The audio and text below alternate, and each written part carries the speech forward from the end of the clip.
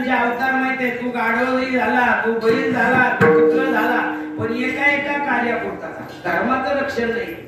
गाढव पाणी पाजण्याकरता गाढव झाले नाथबाबाचे जोडा, कोरड्या रोट्या कैशा खासी कुत्र्याचा आहे, पण तेवढ्या कार्यापुरता. तू अनंत रूप आहे भगवंताचे, पण अनंत रूपापैकी दोन मुख्य रूप आहे ते धर्माच्या रक्षणाकरताच आहे. मग राम कृष्ण पूर्ण अवतारी, पूर्ण अवतार आहे राम आणि कृष्ण.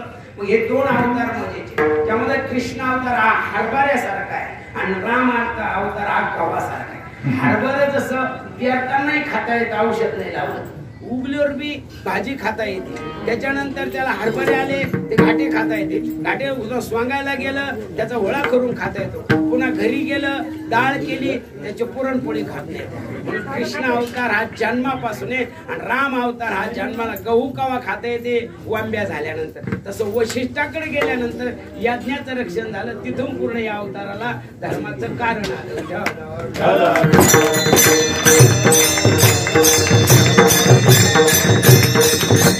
काय कारण घडलं धर्माचं मी नेहमी सांगत असतो. धर्माचं कारण म्हणजे जब जब होई धर्म की हानी तब तब हरिले विविध शरीरा किंवा धर्म रक्षावया. गीतेमध्ये सुद्धा यदा यदा हि धर्मस्य ग्लानिर्भवति भारत अभित्वानम धर्मस्य तदात्मानं सृजामि पवित्राणाय साधूनां विनाशाय दुष्कृतां धर्म संस्थापनार्थाय संभवामि. प्रत्येक युगामध्ये भगवान अवतार येतो. हा धर्म जेव्हा वाढतो तेव्हा धर्म आणि अधर्म आपल्याला कळला पाहिजे. धर्म त्याला म्हणतात तो दिसत नाही पण केल्याशिवाय कळत नाही. कर्म त्याला म्हणतात ते केल्याशिवाय कळत नाही. कर्म आणि धर्म दोन गोष्टी आहेत, दिसत नाही पण त्या अस्तित्वात आहे. धर्माचं रक्षण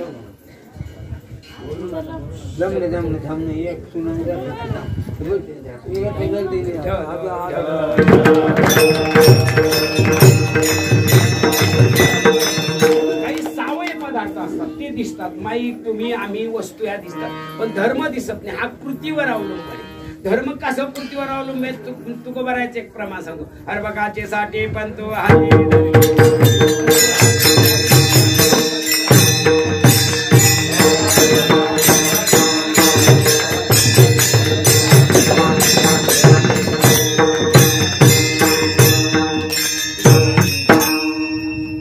बालवाडीतला मुलगा आहे, तो पहिलीत आला, त्याला लिहिता वाचता येत नाही. मग तो शिक्षक काय करतो, तो बीएड झालेला आहे तरी पण त्या मुलाच्या हातात पाटी देतो. आपण त्याचा हात धरतो आणि त्याला गोल गोल भोपळा, त्याला उभी रेख एक म्हणजे त्याला लिहिता येत नाही का. तसं धर्माचं रक्षण आहे. देवाला धर्माची काहीच गरज नाही पण ते रक्षण झालं पाहिजे म्हणून रक्षती. म्हणून क्रिया करून दाविती अंगी बाळकाची चाले माता जाणून पाऊल घाले. देवाला धर्माचं रक्षण करायचं असतं आणि धर्म हा रक्षण मी नेहमी सांगत असतो. रक्षण करणं अति गरजेचं आहे. धर्म दिसत नाही. माळ घालणं धर्म आहे, गंध लावणं धर्म आहे, पण माळ घालून दारू पिणं सगळं काय धर्माची व्याख्या सांगायची. सरळ सरळ काही गोष्टी धर्माने इतक्या सोप्या करून सांगितल्या की 5 गोष्टी महत्वाच्या सांगितल्या धर्मामध्ये. 2 माणसं बोलत असताना मधी न बोलणे याला काय म्हणतात, धर्म. आणि उगाच मधी तोंड घालणं याला काय म्हणते, अधर्म. चालता चालता जेव खायचं नाही तो काय धर्म, पण चालता चालता खाणं याला काय म्हणतात, अधर्म. खोटं बोलायचं नाही पण योग्य आल्याशिवाय खरं बोलायचं. खोटं जरी असेल तर पण खरं बोलायचं तो धर्म ठरतो. एखादी गाय चरू लागलेली आहे आणि तिला मारायला एखादा जर आला, आपल्याला विचारले तर गाय गेली आपल्याला माहित, पण त्या जागेवर उभा राहायचं नाही. त्या जागेपासून थोडं बाजूला जायचं. मी इथं जावापासून उभा आहे मिथिल्या गीत साले शब्द जैसे कल्लो बोले तैसा झाले त्याचे वाटणारे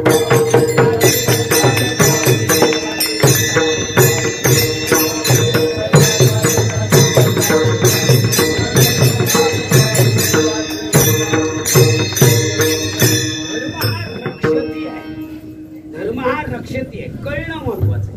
तसं मी रोज सांगत असतो की एकाने आईवर खूप सुंदर असं व्याख्यान केलं, संपूर्ण समाज राहील. पण एक व्यक्ती पुढे बसलेला कायम कीर्तन होईपर्यंत हसत. कीर्तन संपलं, त्या मंडळीने त्याला विचारलं, का रे बाबा, महाराजांनी एवढं आईचं व्याख्यान केलं, आम्ही सगळे रडलो, पण तू हसत होता. तू म्हणले तुम्हाला काय कळलं? ती म्हणले तुला काय कळलं? ती म्हणले अगोदर तुम्ही सांग. तू म्हणले महाराजामुळे आम्हाला आई कळली. तू म्हणला तुम्हाला फक्त आई कळली, पण मला महाराज कळला. ते म्हणले कसं काय? मी त्याच्या शेजारी राहायला आहे. तो फक्त कीर्तनातच आईवर बोलणं म्हणजे धर्म नाही बरं का, कृती करणं म्हणजे धर्म नाही. तो का म्हणे नाव जनासाठी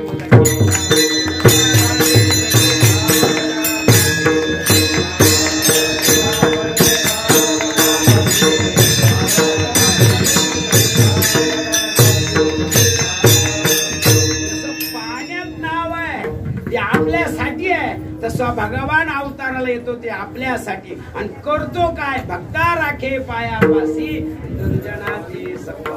ज्या ज्या टायमाला दुर्जन वाढतात त्या त्या टायमाला भगवंताला अवताराला यावं लागतं. म्हणून तुकोबरांतात आहे तुका म्हणे धर्म संस्थापने केला नारायणे अवतार. भगवंताला धर्मासाठी धर्म दिसत नाही. एक रामायणातला अगोदरचा प्रसंग सांगतो, जन्माच्या अगोदर म्हणजे जन्माच्या नंतर दिसत नाही. वाली निर्दळन, वालीला मारल्या गेलं आणि भगवान लक्ष्मणाला सांगतात, लखन चला वालीकडं. हे दोघं भाऊ वालीकडे जातात. वाली रक्ताच्या धावड्यात पडलेला आहे, एक डोळा तिरपा झालेला आहे, काहीतरी एका डोळ्यातून भगवान दिसतात. आणि त्या टायमाला वाली आपल्या प्राणाच्या अंतकाने भगवंताला विचारतो, प्रभू तुम्हाला का मारलं? हे प्रभू तुम्हाला का मारलं रे? म्हणतात का मारलं म्हणजे तुला काय म्हणायचं? ते म्हणले का मारलं म्हणजे पापी आहे म्हणून मारलं. वा भगवंता, म्हणजे तू पाप्याला मारतो? हो. मी तुला विचारतो, पिता महर्षी जगतो माता धाता पिता. तू जगाची आई आहे, तू जगाचा बाप आहे. मग जगाचा आई आणि बाप, बापाचा धर्म काय आहे? दोन्ही पोराला सारखं प्रेम, दोघाला सारखं वाटून. आईचा धर्म काय आहे? दोन्ही पोराला सारखं वागणं, दोन्ही सुनाला सारखं.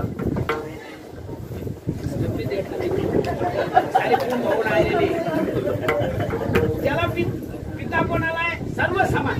आई समान. एक आई चुकली रामायणामध्ये तर आजही तिचं नाव कोणी घेत नाही. कैकेयीचा मुलगा राम आहे आणि भरत आहे, पण रामाच्या बाबतीत तिने आई नातं नाही पाळलं, भरताच्या बाबतीत पाळलं. तर आजही कौशल्या, सुमित्रा, माता भगिनीचे नाव आहे. कुठंतरी कैकेयी बाईचं नाव ऐकायला भेटलं का? खै आहे पण कैकेयी का? तिना पुत्र धर्म पाळला नाही ना. तसं प्रभू सांगतात, ठीक आहे तुझा पिता महर्षी जगतो, मी मायबाप आहे, तुझं म्हणणं बरोबर आहे. एकाला मारतो एकाला राज्य देतो, पण मी मारतो कोणाला? ते म्हणले मारतो कोणाला? ते म्हणले मी मारतो पाप्याला. तो म्हणतो सांग मी पापी असं तुझं म्हणणं आहे. 2 तास झाले तुझ्या सगळी युद्ध करतोय आणि तू माझ्याकडे तोंड पाहून मला मारतोय. तुझं तोंड पाहतोय मी आणि तू सुद्धा माझं तोंड पाहतोय, पण तुझं तोंड पाहून मी पापी राहिलो का? कारण काय महिमा वर्णू आता कोटी ब्रह्महत्या मुख पहा. तुझं तोंड पाहून कोटी ब्रह्महत्या जाते आणि मग माझं पाप राहिलं कुठं? मारलेलं. भगवान म्हणतात तू पापी होता. ते म्हणला ठीक आहे, होता तो पाप गेलं आहे तर तू माझ्या तोंडाकडे पाहतो, मग राहिलं कसं? भूतकाळही संपला आणि वर्तमान आहे का? मग मी पापी कसा? मग भगवान त्याला आश्रय सांगतात. कशाचा आश्रय तू धरला? मोठा भाऊ आणि मोठी भाऊजाई हे आई वडिलाच्या ठिकाणी असतात आणि त्यांच्याकडे वाईट कृतीनं पाहणे याला अधर्म म्हणतात आणि आशाला मारणे हा माझा धर्म ठरतो.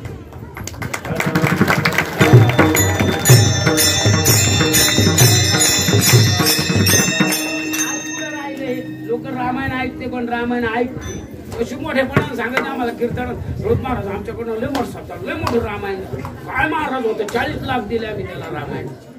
रामायण ऐकणं नाही, कृतीत उतरणं तर रामायण.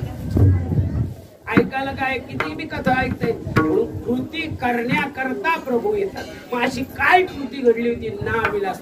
तर आपल्या ग्रंथामध्ये अनेक वृत्त सांगितलेले.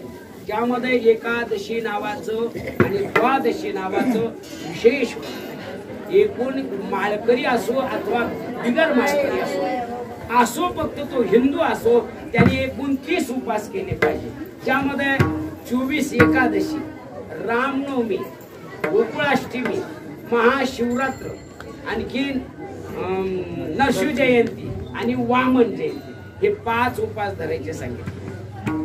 त्यापैकी काहीला जेवढे धरता येत पण कमीत कमी एकादश आणि द्वादश धरा. एकादश कशी धरायची? एकादशीला आदल्या दिवशी दशमीला एक टाइम जेवायचं. द्वादशी म्हणजे एकादशीच्या दशमीला एक टाइम. एकादशीला निराहार किंवा फलाहार किंवा जलहार, बिबंती, दूध प्यायचं, नाही जमलं तर फळं खायचे, नाही जमलं तर बाकी काहीच खायचं नाही. आणि द्वादशीला सूर्य अर्ध्यात आला पारणं सोडायचं तेव्हा पूर्ण एकादश घडेल. कीर्तनात सांगतो कोण किती धरत त्याच जसं कोण जशी त्याशी त्याचा भाव कसा तसा जेवढं तुम्ही आपण नुसती जेवरी पेरून दिली तिच्याकडे पाहिलं नाही तर पाकट होते त्याची निगा राखायला. तुम्ही जितकं करता तितकं फळ जादा मिळेल.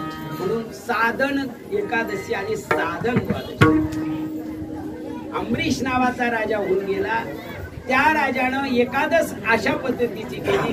द्वादश फक्त आळंदीमध्ये डॉक्टर साहेब फक्त 2च धर्मशाळा आहेत तर त्या बरोबर साधन द्वादशी सोडतात. कोरेकर आणि तुमचे डांगे पंचम, भोसरीकर माऊली होते पा गाथा पाठ होता त्यांचा.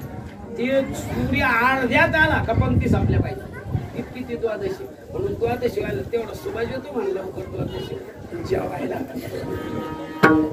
द्वादश अशी सोडायचं नाविलाज आहे. काहीचा स्वयंपाक होत नाही, काहीला कोणी स्वयंपाक करू लागायला भेटत नाही पण साधन.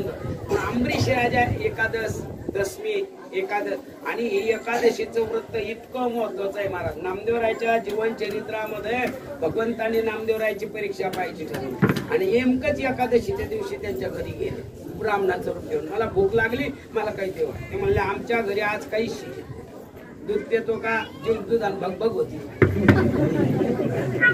बरा चहा पितो का? ती चहाच पित नाही.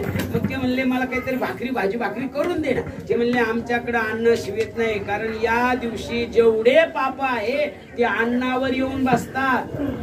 म्हणून एकादशी अन्नपान जे नर करती भोजन मी पुढचं म्हणू शकत नाही. एकादशीला अन्न खाल्लं म्हणजे केवढा दोष आहे. म्हणून मी तुला देऊ शकत नाही, खाऊ शकत नाही. भगवान तळपळायला लागले, तडतड पडले, तडकन खाली जीव द्यायला सोडलं. ब्राह्मण मेला म्हणून सगळे ब्राह्मण गोळा झाले. सांगितलं नामदेवा काय घडलं? ब्राह्मण मेला. अरे गेला असतं तर नरकात गेला असता, बाकी तरी काय झालं असतं?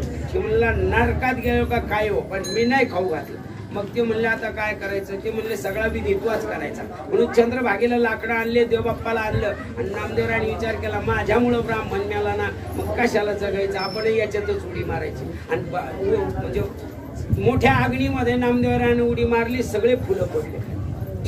भगवान म्हणले नामदेवा तू हिची एखादं चांगली आहे रे, आपली कशी आहे? 12 वाजले रात्री.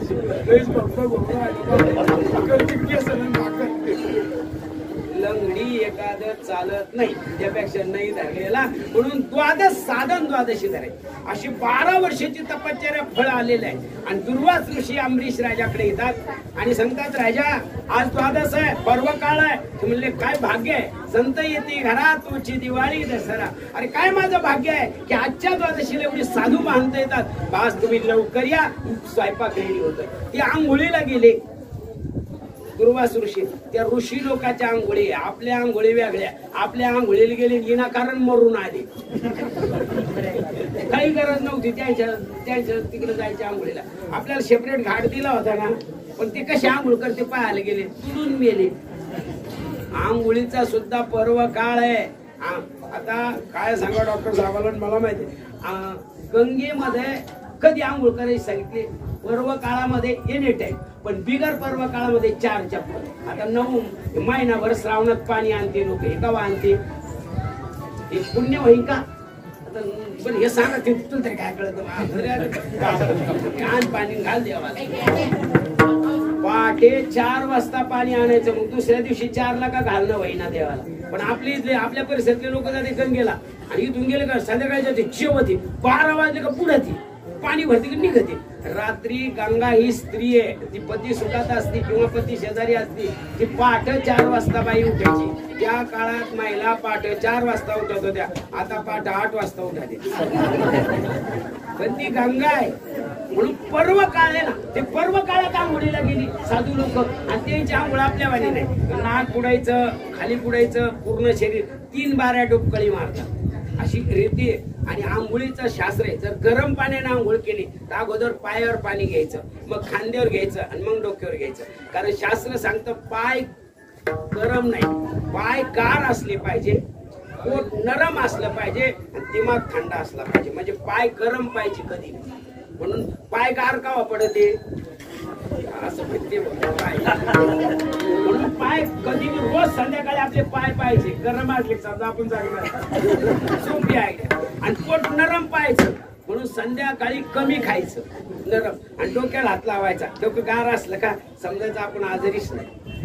3 खूण आहे. पण साधू काय करतो, गरम पाणी जर आधी खांद्यावर पाणी नाही घ्यायचं, पायावर पाणी घ्यायचं, मग खांद्यावर घ्यायचं आणि मग डोक्यावर. मग खालून शरीर गरम होत आलं की तोंडातून वाफ निघली पाहिजे म्हणून तोंड वासायचं. पण साधूनी काय केलं, नुसतं तोंड वासवणं पुण्य ठरणार नाही म्हणून रामकृष्ण हरी रामकृष्ण हरी रामकृष्ण हरी, म्हणजे वाफ बी निघून जाते, देवाचं नाव बी. याला म्हणतात धर्म.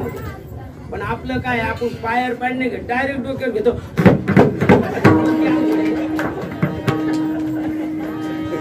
साधूची आंघोळ वेगळी आहे. ऋषी लोक आंघोळीला जातात, त्यांना व्यक्ती येतो उशिरा येतो.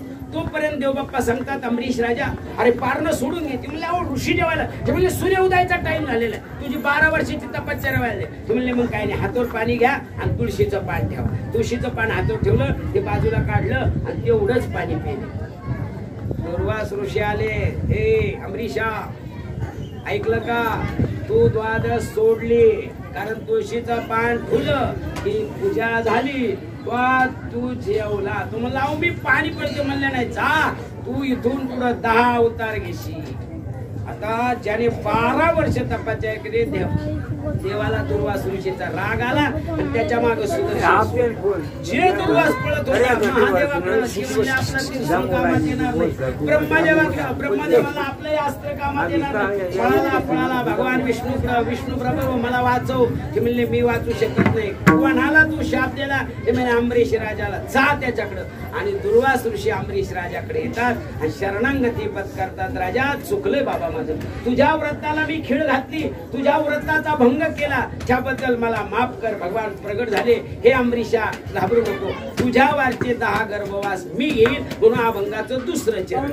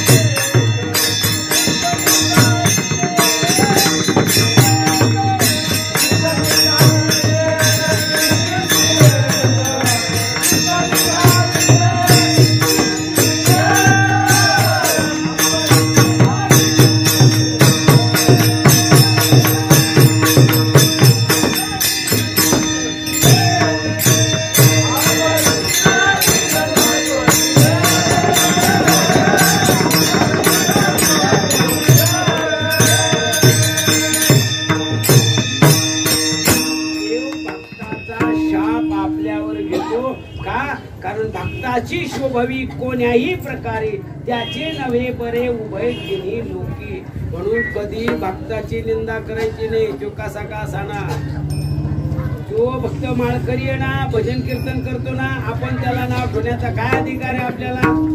म्हणून भक्ताची शोभवी कोण्याही प्रकारे त्याचे नव्हे बरे. म्हणून त्याला विचार केला अमरीश राजाला, एवढा माझा भक्त दुर्वासाने त्याला शाप दिला, पण दुर्वासही म्हणून तोही ठाई तुका पडो नाही देत चुका. हिचाही विचार केला. भगवंताने 10 अवतार घेतले, त्याकरती मच्छ, कच्छ, वराह, वामन, नरसिंह, राम, भगवान कृष्ण, आजो बौद्ध आणि कलंकी होणार आहे. असे 10 अवतारापैकी आता आजचा अवतार आहे तो 9वा अवतार आहे.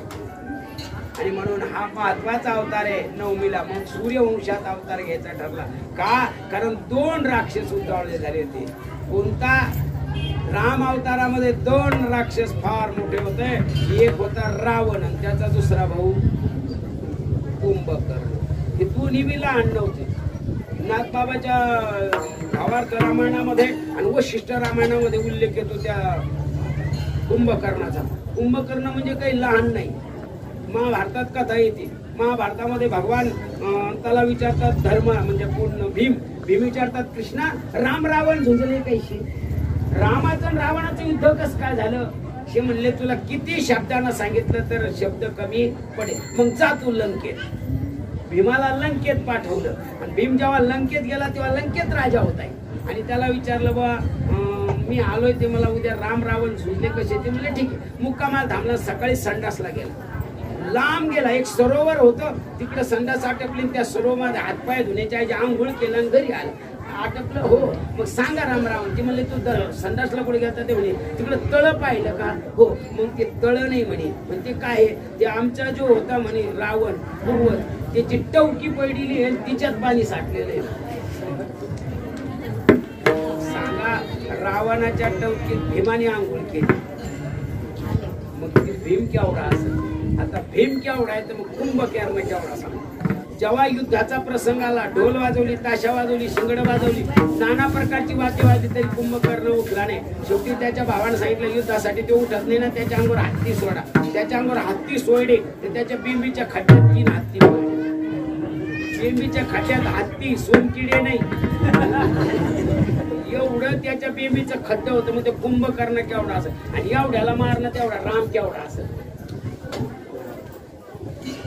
हे 2 बलाढ्य राक्षस आहे, रावण आणि कुंभकर्ण. ज्यांना मारण्याकरता जिथं नीती आणि नाती संपत्ती ना, तिथं भगवान अवतार घेतो. नेहमी सांगतो, नीती आणि नाती फार महत्वाची. ज्याच्या जीवनात नीती नाही, ज्याच्या जीवनात नाती नाही ना, त्याला देव बी प्राप्त होणार. महाभारतामध्ये धर्मराजा कडं दुर्योधन येतो, सांगतो धर्मा मला वज्रदेही व्हायचे. भगवान म्हणतात, धर्मराजा म्हणतात तू वज्रदेही व्हायचंय ना, पण तुझं मत काय. ते म्हणले त्या कुटुंबातला तो मोठा भाऊ आहे आणि मोठ्या भावाने खोटं बोलायचं नाही. ते म्हणला नाही. मग सांग मला वज्रदेही व्हायचं. ते म्हणले जा तुझ्या आईकडे. त्याच्या आईकडे का पाठवलं. तिनं नीती पाळली, नाती पाळली. माझ्या नवऱ्याला दिसत नाही म्हणून तिनं सुद्धा पाहिलं. ती का पाळली, नातं इतकं पाळलं. जरी नवरा वाईट बाजूला जात होता, समजून सांगत होती, पण नाही ऐकलं तरी पण तिनं त्याला सोडलं. अशा महिला आहे, नाही नवऱ्यानं ऐकलं ते त्याला सोडलं. त्या तू मोठ्यात राहील, मी लहान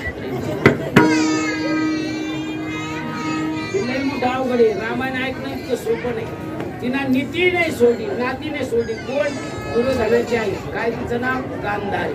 तिच्याकडे पाठवलं पट्टी, तो भाग सोडून द्या. धर्मराजाला अंगरक्षक विचारतात, धर्मा तो जर वज्रदेही झाला तर मारी कोणाला. तो आम्हाला. तुम्हाला मारी म्हणत असताना सुद्धा का सांगितलं.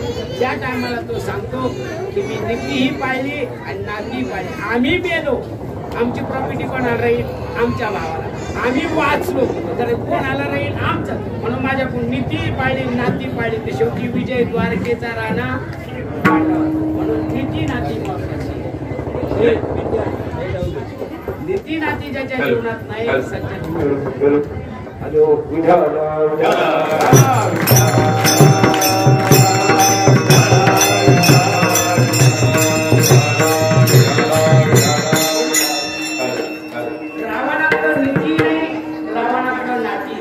कुंभकर्णाकडे नीती नाही आणि नाती नाही. तुम्ही म्हणाल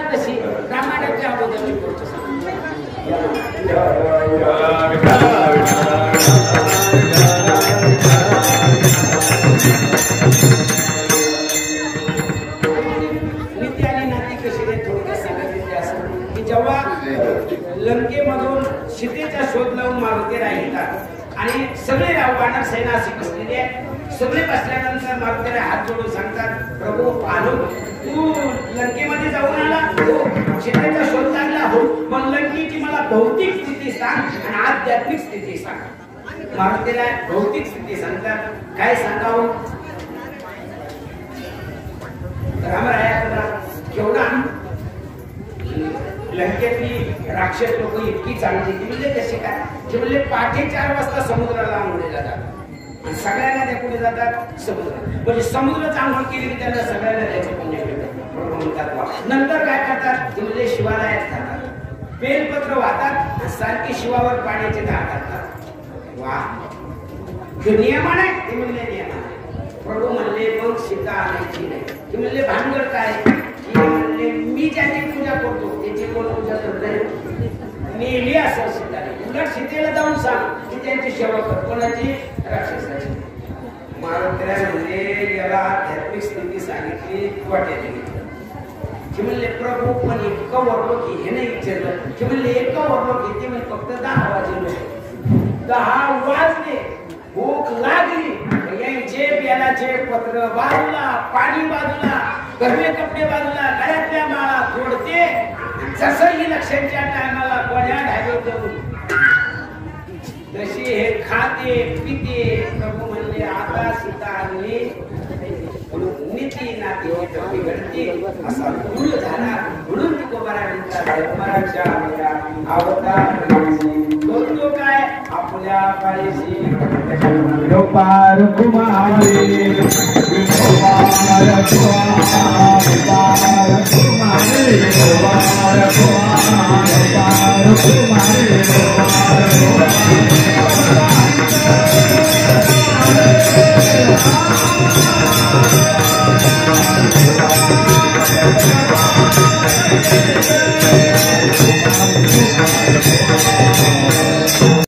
काही शाप सुद्धा काही शाप सुद्धा फलदायी ठरतात.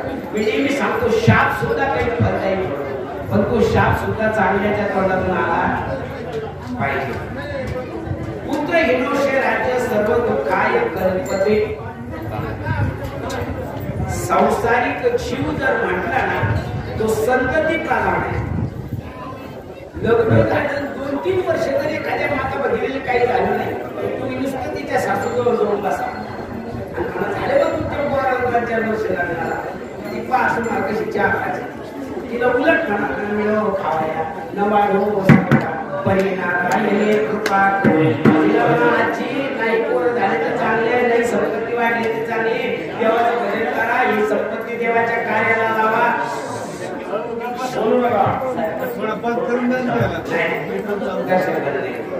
आता पूजा पुस्तक दर्शन बंद करा साहेब.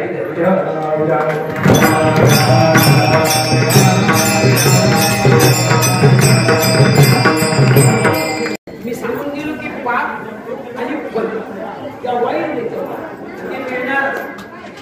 म्हणून पुन्हा हिनोशे राज्य महान काही राजा दशरथाला पुत्र नव्हता. राजा दशरथ खिन्न झाला होता जीवनात. मी नेहमी सांगतो संतती प्रधान जीव आहे. जर संतती झाली नाही ना तर माणूस मिळावा.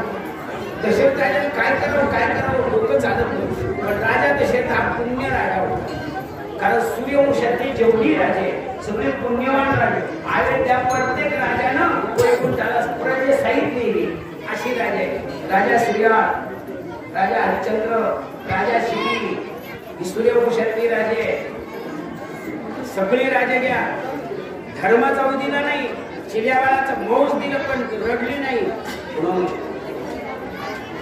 हरिश्चंद्र राजा स्वप्नात दान दिलं आणि जागृतीत दिलेला मतमान आहे त्याच्यात. इतकं वाईट वाटतं महाराज, लोक नावासाठीच का करते परवा. काही नाव आले होऊन भेटले कीर्तनाच्या महाराज आपण कीर्तनाचं नाव घ्या, तुका आमचं नाव आहे काहीतरी तुझं नाव देवापाशी लागलं पाहिजे. घेण्यात काय किंमत? मुक्तदा हजारो ट्रकच्या ट्रक नाही, रेल्वेचे डब्बे आज गजानन बाबाला पोहोचतील. कारण मी 2-3 दिवसापूर्वी तिकडून जाऊन आलो. रेल्वेचे डब्बे गाड्या उतरून राहिल्या.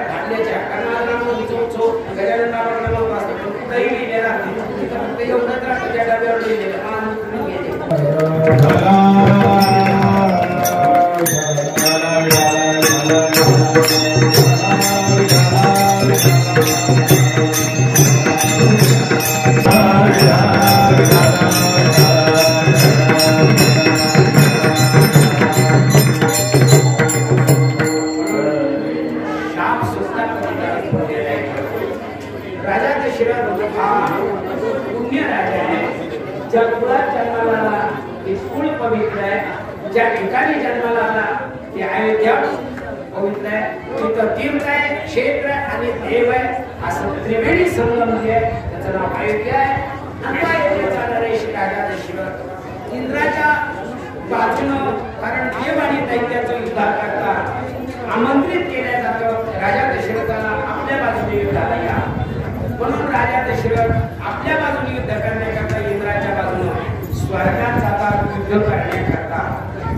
आणि युद्ध रंगात येतं आणि कधी काय होईल हे सांगता येत नाही.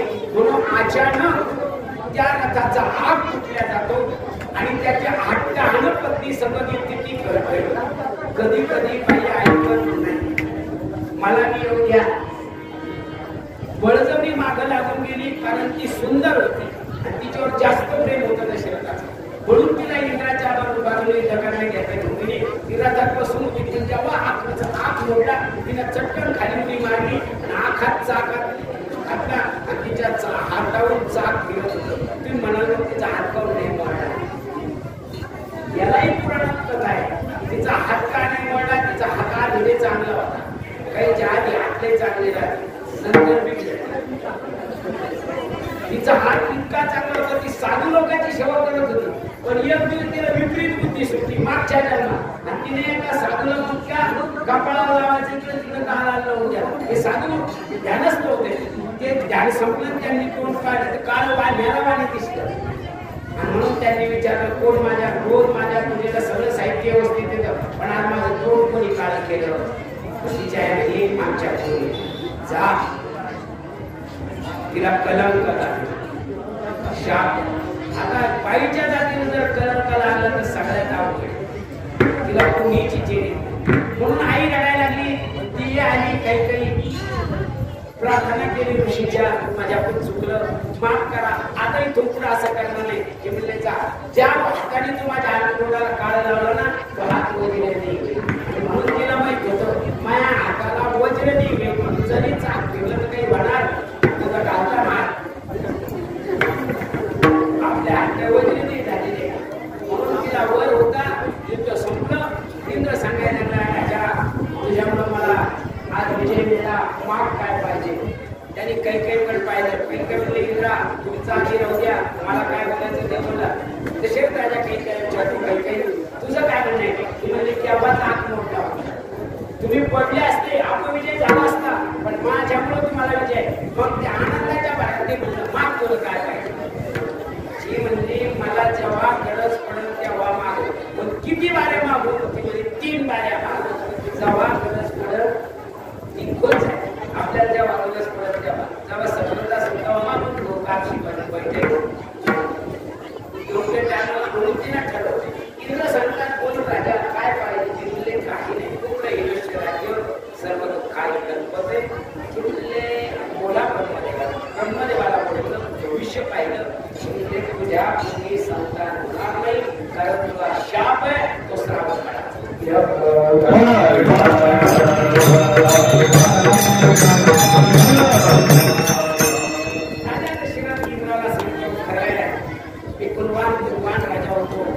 पण मी युद्धाला गेलो आणि युद्धात मला विजय आज मिळाला. पण माझा पूर्व पाप मला आढळले. मी शिकारीला गेलो असता सकाळपासून शिकारीला गेलो पण मला दिवस मारला तरी शिकार मिळली नाही. म्हणून मी शिकारीची वाट पाहत असतो. जुन्या काळामध्ये नवरदेव लग्न लावून लग्नाला नेला आणि तिकडं जर काही भांडणं झाले जर लग्न लागलं नाही तर तेव्हा नवरदेव तसा गावात आले नव्हते. कशी कोयना मांडी मुलकी त्याला करून आणावं लागत होते. तसं वापस येत नव्हते. म्हणून शिकारी नाही गेलेली माणसं वापस येत. म्हणून मी रात्रभर बसलो. पाण्यात बांधवा त्याला बाणाचा तारण धरलेला आहे आणि तेवढ्यामध्ये कर्म धर्मसरकारचा टाईम आहे. झुळझुळ पाणी व्हायला लागलेलं आहे. काही स्वपाचं हरणा पाणी प्यायला घ्यायचं असा मला भात झाला.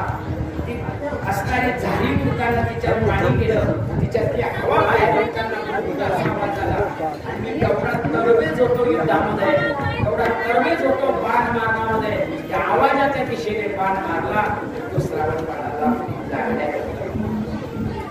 श्रावण बाळाला लागल्या गेल्यामुळं तो प्राण व्हायला लागला. मी त्याच्या जवळ गेलो, चुकलं माझ्याकडून. त्याने सांगितलं एकच करा, चुकलं झाला तुम्ही राजा दशरथाचा, मी तुम्हाला माफ केलंय, पण माझे तुम्ही अंगारे आई वडील आहे, त्यांना मी सकाळपासून संध्याकाळपर्यंत एवढी सेवा करतो, त्यांना विसरत नाही. मी संडास बाथरूमला त्यांना घेऊन जातो, आंघोळ त्यांना करतो, सकळ तीर्थाची धुरे जे काम आता ते करे, त्यांच्या सेवेलागी शरीरे लोक निजे, मी एवढी आई वडिलांची सेवा करतो. एक दिवस माझ्या आई वडिलांनी सांगितलंय दशरथा की आम्हाला तीर्थयात्रेला ये, पण ती आजारी आहे, ते पडतील झडतील काहीतरी होईल, म्हणून मी दोन टोपल्या केलेल्या आहे, दोघाला दोन टोपलीत बसतो आणि रोज दर मजल मी काशीला पुढाई तुझ्या आई तुझी लांब बसलेली आहे, लांब ठेवलेली आहे, वडिलाला तहान लागलेली आहे, आईला तहान लागलेली, म्हणून मी पाणी नेण्याकरता आलेलं. तुम्ही एकच करा, माझ्या आई वडिलाला पाणी पाजल्याशिवाय जाऊ. मला एखादा प्रश्न विचारला, श्रावणाच्या आई वडिलाचं नाव काय? अशी काही गोष्टी त्या नाव सांगायचे नसतात. शास्त्र आहे काही नाव सकाळी घ्यायचे, काही नाव रात्री घ्यायचे. पक्षी नावाचा एक पक्षी नावाचा एक पक्षी, त्याला फक्त रात्री दिसतं, या झाडावर त्या झाडावर पळतं, त्याला फक्त रात्री दिसतं, त्याचं नाव रात्री घ्यायचं नसतं. असा कोणता पक्षी आहे त्याला दिवसा दिसत नाही, त्याचं नाव रात्री घ्यायचं नसतं. कोणता? वर. आता काय रात्र आहे का? त्याचं नाव रात्री घ्यायचं. एक प्राणी आहे त्याला शेवट आहे, त्याला दिवस लागते, तो दात चपतो, त्याचं नाव सकाळी घ्यायचं नाही. तू कोणता आहे? त्याचं नाव सकाळी घ्यायचं नाही, पण मारुतीने एवढी भक्ती केली, त्याचं रोज सकाळी नाव घ्यायचं. रुद्राक्षरावावतार करे दुधार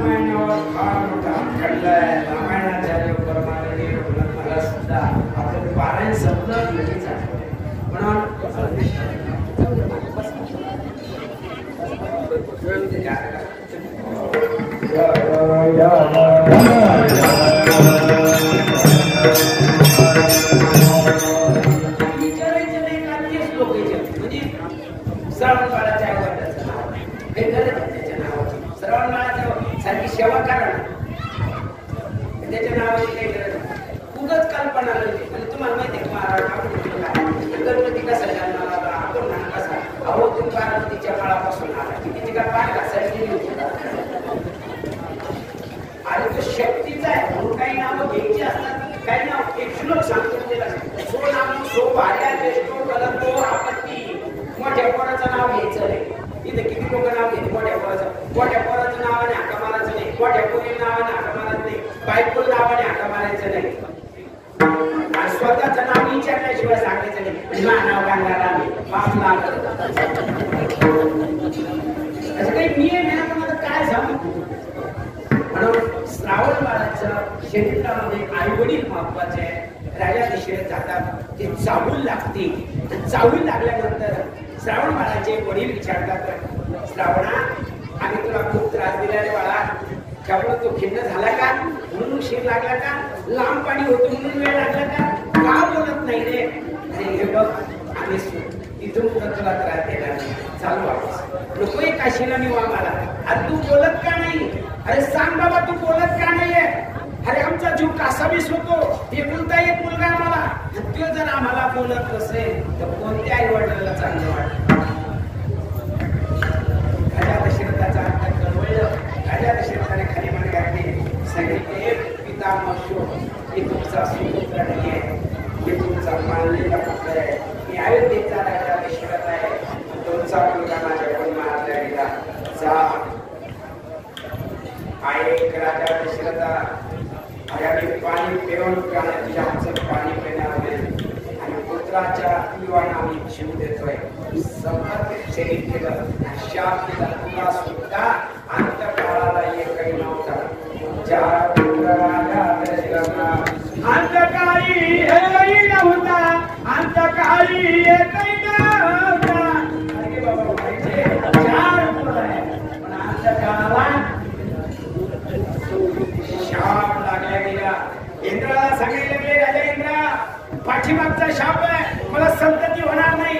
शिव म्हणले यज्ञ केलं तर जमन का? काही यज्ञ आहे असे शास्त्रामध्ये नित्य नैमित्तिक काम्य आणि प्रायचित कर्माचे चार प्रकार. नित्य कर्म आहे, नैमित्तिक कर्म आहे, प्रायचित कर्म आहे आणि काम्य कर्म आहे. नित्य कर्म त्याला म्हणतात जे केलं असतं पुण्य मिळत नाही केलं असतं पापही लागत. मग ते नित्य कर्म कोणतं आहे? दात घासणं, तोंड धुणं, आंघोळ करणं, बाहेर विसर्गानं, जेव केली, हे नित्य कर्म. हे केलं तर पापही लागत नाही केलं तर पाप लागत नाही. केलं तर एखाद्या मला आंघोळच करायची नाही, त्याच्यावर कोणीच बसायचं नाही. हे नित्य कर्म. नैमित्य कर्म ते आता आज जी राममुनी नैमित्य कर्मात येते. आई वडील वारले 13वा दावा हा नैमित्तिक कर्म आहे. त्रिपिंडी हा नैमित्तिक कर्म आहे. नाही त्रिपिंडी करता आलं तर 12 वर्षात कुंभमेळ्यात पिंडदान करणं नैमित्तिक कर्म आहे. आता आपण नैमित्तिक कर्म करते याला नैमित्तिक कर्म. काही प्रायचित कर्म आहे ती करावं लागतं का? जर आपल्याला वाटत असेल आपल्याकडून पाप झालं तर गुरुवर्य प्राप्त स्मरणीय शोक महाराज हे त्र्यंबकला गेले आणि त्र्यंबकला गेल्यानंतर गोदावरीच्या पात्रामध्ये कुशावर्ताला स्नान केलं. तिथल्या देवरूपाने त्यांच्या हातात पाणी टाकायला सांगितलं. म्हणा सोडा संकल्प अहम गोदावरी कायिकम वाचिकम मानसिकम पापम हरणम. मी गोदावरी पाणी सोडतो माझ्याकडून झालेलं पाप. पाणी सोडी ना लोक म्हणले हो जो बाबा पाणी सोडा ना. कायिक वाचिक मानसिक पाप हरण गोदावरी सोड. ते म्हणले मी पाणी सोडणार नाही. ते म्हणले का? ते म्हणले मी पापच केलं. त्याला वाटतं केलं त्याची घरी सेवा त्याच्या भय काढून सेवा त्याच्या भय काढून सेवा त्याच्या भय काढून सेवा त्याची घरी सेवा त्याच्या भय काढून सेवा त्याच्या भय काढून सेवा त्याच्या भय काढून सेवा. सेवा खरी ना त्याला त्याचं खरंच आधार कार्ड आहे ना ती एसटीचा ड्रायव्हर दुकान लागतं बा त्याचं खोटं आहे का? जागा धरलं एक पैसे म्हणून सेवा करी. कर्म नित्य नैमित्तिक प्रायचित आणि काम्य कर्म फलाच्या अपेक्षेने केले. ते म्हणजे मग तुझे फलाच्या अपेक्षेने कर्म कर. मग असं कर्म आहे त्या कर्माचं नाव आहे पुत्रकामिष्ठी. पुत्रकामिष्ठी नावाचा यज्ञ करायचा ठरला. आता यज्ञ करणं इतका सोपा नाहीये. आता कलियुगात एकच यज्ञ करायचा नामसंकीर्तन.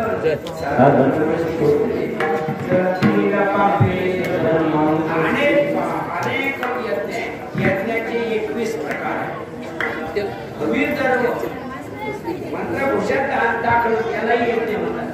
काही नसताना यज्ञ होतो. अवघ्या उपचारा एक मनाची इथं याला बी यज्ञच म्हणतात. सालांकृत कन्यादान सालांकृत कन्यादान करणं सुद्धा यज्ञाचे.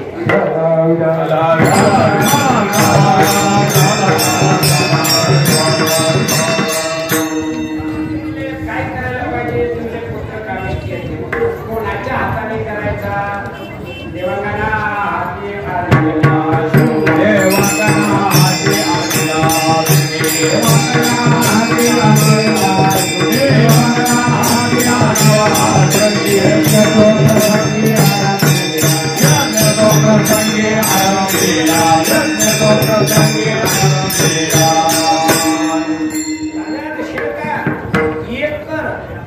देवांगना हाती आणल्या. शृंगी नावाचे ऋषी आहे. त्यांचे वडील बंडक ऋषी आणि बंडकाचा मुलगा शृंग ऋषी. तुम्ही शृंग ऋषीच्या हाताने म्हणजे यज्ञ करा. हे म्हणले तुम्ही येडे का? बंडक आणि शृंग ऋषी तपस्वी साधू. त्यांच्याकडे जाणं इतकं सोपं नाहीये. आणायचं त्यांना कसं? हे म्हणले ते चित्तभंग करायचा कसा? इंद्र म्हणला त्याला काहीच लागत नाही. दोन आवाज इतके बेकार आहे. ते किती तपस्वी आहेत किती गाड्याशिवाय. एक आवाज पैशाचा आणि एक आवाज पाहिजे. एक श्लोक कांदा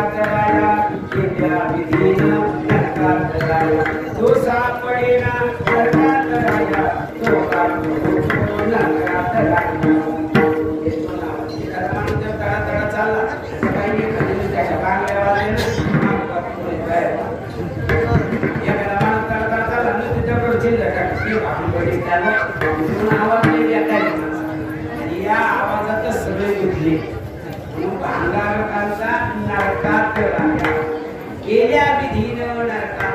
तो विधीनं करायचंय ना म्हणजे मग शून्य विषय आणणं सोपं का म्हणजे आपल्याकडे असं ठेवलेले आहे. त्या अमृत पेटात त्यांच्या शरीराचा वास येत नाही, उलट सुगंध येतो. त्या म्हाताऱ्या होत नाही. त्या अप्सरा जनावरांना किती सुंदर वर्णन केलंय. इंद्र दरबाराचं वर्णन केलंय. रंबाईशी नाचणी त्यानंतर चिंतामणीच्या सारखा आहे, कल्पतरुची झाडे रंबासारख्या नाचणे आणि म्हणून सुंदर विशीला आणण्याकरता पाठवल्या त्या अप्सरा. एवढं आपलं मठ संस्कार जुनी लोक सांगते. आपल्या त्या अप्सरा आहे ना, त्या अप्सरा आहे तिथं गुरु कल्याण बापू महाराज वसुंधरेची राम देवीची म्हणे आणि पोटाचे काल त्या अप्सरा राखण करायच्या. एवढं भीमाशंकर महाराजांची ख्याती म्हणून त्या अप्सरा म्हणजे अप्सरा येत्या. त्या अप्सरा देवाला देवाच्या सेवा करण्याकरता आहे, नाच गाणं करण्याकरता. जुन्या काळामध्ये अशी काही साधनं नव्हती म्हणून जागर नाटक गोंधळ ही त्या काळातली मनोरंजनाची साधनं होती. जशी गणिकापेक्षा हिच्याही सुद्धा नृत्यगणा होती. पुढं गणिकेला नृत्यगणना करायला लागली, पण ती नाचली नाही. तुला तिला सांगितलं माझ्यापेक्षा जो सुंदर असं त्याच्यात पुढं नाचल म्हणून त्या ऋषीला आणण्याकरता एकच युक्ती सुचली. त्या अप्सरा पाठवल्या. विभंडक ऋषी आंघोळीला गेले होते. सकाळचा टाइम सुंदर ऋषी होते आणि आश्रम झाडलोट करत होते. तेवढ्या त्या बाया पाहिल्या. त्यांनी आजपर्यंत बाईच पाहिली नव्हती. त्याच्या जवळ आल्या, गोड गोड बोलल्या, निघून गेल्या. त्या वाटले जास्त लागत व्हायला शाप द्यायला तो, कारण ऋषीचे शाप लागते. पण खरे ऋषी असतील तर एका माणसाने एका साधू जेवायला घरी आले आणि तिनं जेवायला केलं आणि पाणी पिलं जेवायला लागला. तो म्हणाला हात हात हात. साधू महाराज काय म्हणले, काय नाही तुम्ही निवेदन देणार देवाला मंदिरामध्ये वापस घेऊन यायचा, तो गाईला टाकायचा, तो प्रसाद म्हणून खायचा. तुम्ही झाला का तू तिथे फिरायला कुत्रा चालू लागलं ना, देवाला बी चालू लागलं ना. तुम्हाला इथून कोपरे दिसतं तिला कुत्री का नाही बाई हुशार पाहिलं का आपण काय अनुभव करायला केव्हा साधू जेवायला आणला. उद्या घेऊन यायला नाश्त्या उद्या त्या माणसाने पुन्हा नाश्त्याला तिनं भजे आणि शिरा केला. भजे आणि शिरा दोन प्लेटी वेगळ्या केल्या. एका प्लेटी आणि भजे दाबले, दोन शिरा ठेवला. नवऱ्याला वेगळे वेगळे दिले, साधूकडे एकच प्लेट दिली. तो त्या माणसाला आपले भजेची प्लेट आहे तो लाग भजे घेऊन ये ना. ते संपले. महाराज आपले घ्या ना, ते दुसऱ्याचं खाऊ नये, कारण दुसऱ्याचा हिस्सा जर खाल्ला तर सुद्धा आपलं सांगेल ते चालू कडे चालू ना काढ ना 2-3 वर्ष नाही ना आता वाटते तुम्हाला तर तू म्हणली नाश्त्याला तू त्या भजने दिले जेवण त्याला काली तुम्ही कुत्र दिसत होतं का त्याला शिकायचे खायचे भजन दिसायला या काळातले साधू शाब्दी म्हणून विमंडकाच्या धाकानं शुंग ऋषीच्या धाकाने त्या निघून गेल्या. जेव्हा विमंडक पुन्हा आले मुलाला म्हणतात कारण मठ झाडायच्या नाही भानगड काय व सीतारामाने सुंदर कथा ते म्हणजे काय सांगावं तुम्हाला. असे मोठे साधू आले होते आपल्याकडे. आपल्या जाता वेगळ्या त्यांच्या जाता आपलं शरीर वेगळं त्यांचं शरीर वेगळं. ते त्रिकाल नेले होते. त्यांनी डोळे लावले कोणी हे पाहिलं ते म्हणले हे इंद्राचं काम आहे. त्यांनी अप्सरा पाठवल्या आपल्या पोराला बिघडायला. असे बरेच लोक आपले पोरं बिघडली तरी मला मला कळत नाही.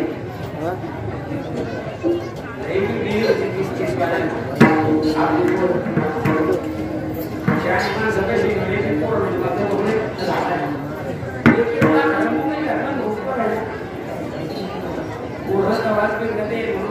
कधी सांगायचं नाही. आपल्या जवळ किती येते पोराला सांगितलं त्या किती पैसा आहे का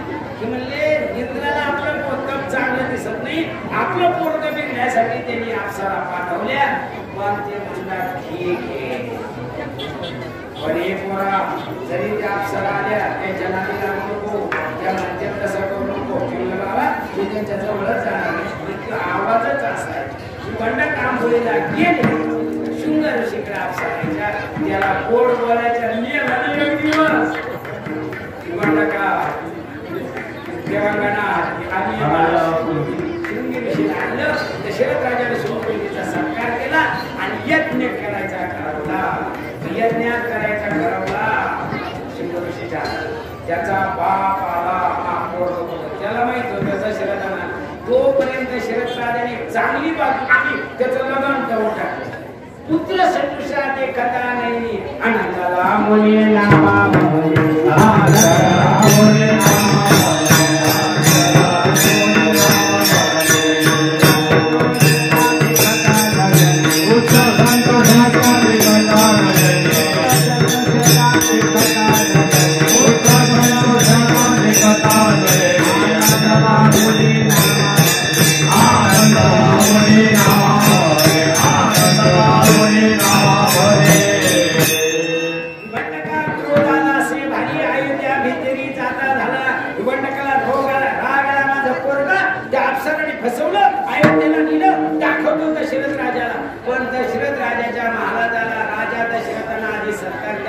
दंडाला धरलं नेलं अरे बाबा काय शाप द्यायचं ते नंतर ती पण पोरं पुढे काय करून घेते कोणाचे पोरण जे कोणाचे दाखवतो ना आणि आपण हे शुंग ऋषी जोडीने या बाहेर या बापात ती हे काय केलं ते ऋषी खूप झालं ते आपल्या पावलाचे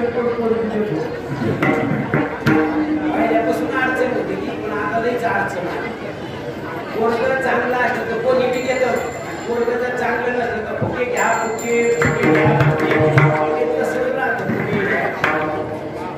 अरे ऋषीचं पोरगं ते बरेच पोराच्या लग्न बापामुळे होते